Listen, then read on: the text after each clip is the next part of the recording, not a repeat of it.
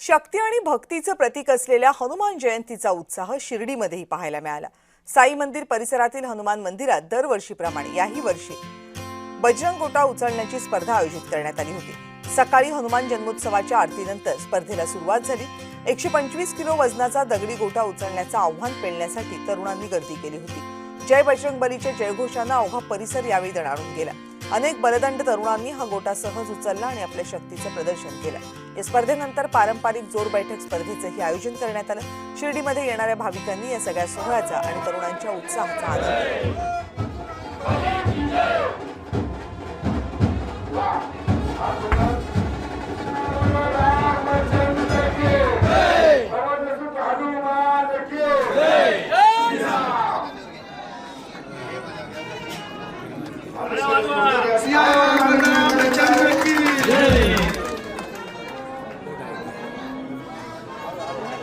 मारुती भक्त या ठिकाणी आमचा मित्र आहे।